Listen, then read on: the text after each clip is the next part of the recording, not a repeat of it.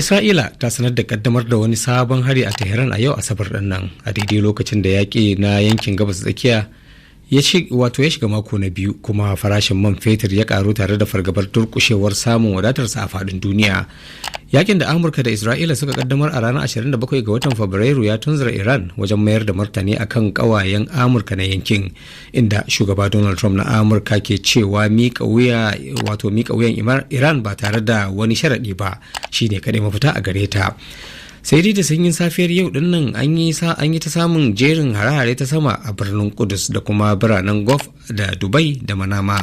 da kuma kusa da Riyadh, inda Saudiya ta kame wani makami mai linzami da aka harba kan wani sansanin sojin Amurka,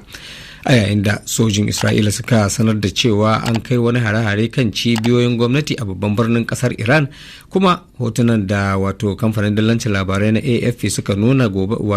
gobara ta da hayaki da ya turrike daga filin jirgin sama na Meherbad na Tehran kenan bayan da aka same shi. A makon da ya gabata ne dai ake ci gaba da gwabza fada a kasashen Lebanon, Cyprus na EU da kuma Turkiya da Azerbaijan, ya kuma kai har kasar Sri Lanka. Shugaban Faransa Emmanuel Macron ya yi Allah wadai da barin harin da aka kai wa dakarun wanzar da zaman lafiya na Majalisar Ɗinkin Duniya a kudancin Lebanon. Shugaban ya bayyana haka ne a bayan wata ganawa da ya yi da takwarorinsa na Lebanon ɗin da Syria. Macron ya ce Faransa na aiki tare da ƙawayenta ne wajen hana yaduwar rikice-rikice a yankin, kamar yadda ya wallafa a shafinsa na X, tare kuma da jaddada muhimman rawar da za su taka wajen tabbatar da zaman lafiya da za su yi alfahari da shi. Macron ya kuma kara da cewa Faransa za ta ci gaba da aiki kafada da kafada da dakarun wanzar da zaman lafiya na Majalisar Ɗinkin Duniya ta UNIFIL, wadda ya hada da sojojin kasar Faransa guda 700 a cikin su.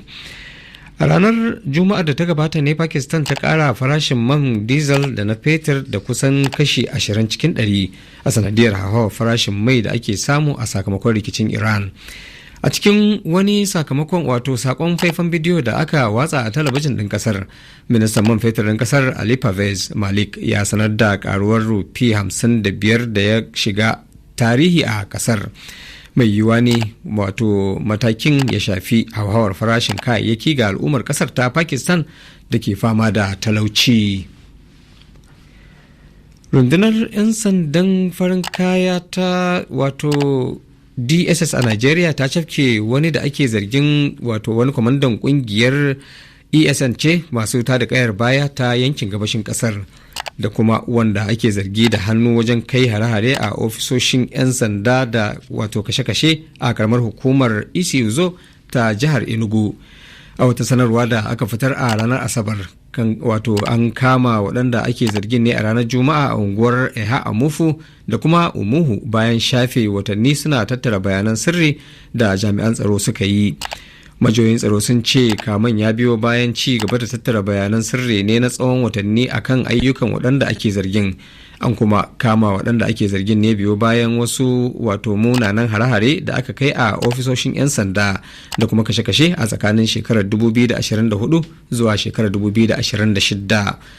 Sannan daga bisani aka bayyana sunayen waɗanda ake zargin da Sebastian Odo Odam, wadda ake zargi da fitaccen ɗan kwamanda ne na ƙungiyar ta ESN, da kuma Ejike Daniel, wadda ake zargi ɗan ƙungiya ce ta IPOP masu tada kayar baya.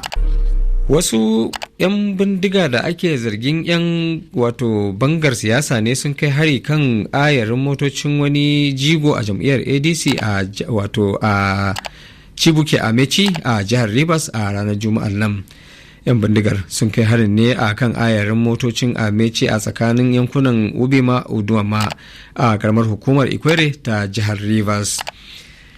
Prime Ministan Habasha Abiy Ahmed ya bayyana karar cewa gwamnatinsa ba ta da niyyar jefa kasar cikin wani sabon yaƙi duk da karuwar tankiya a yankin na ƙuryar gabashin nahiyar Afirka.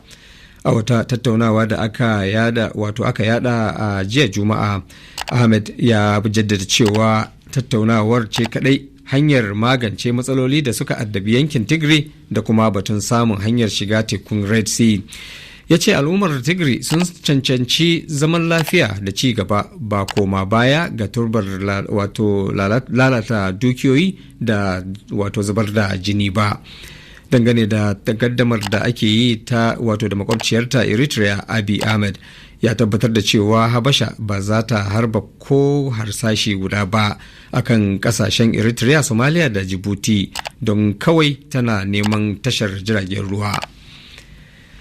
Tsohon shugaban Senegal Macky Sall na neman ɗaya daga cikin manyan mukamai a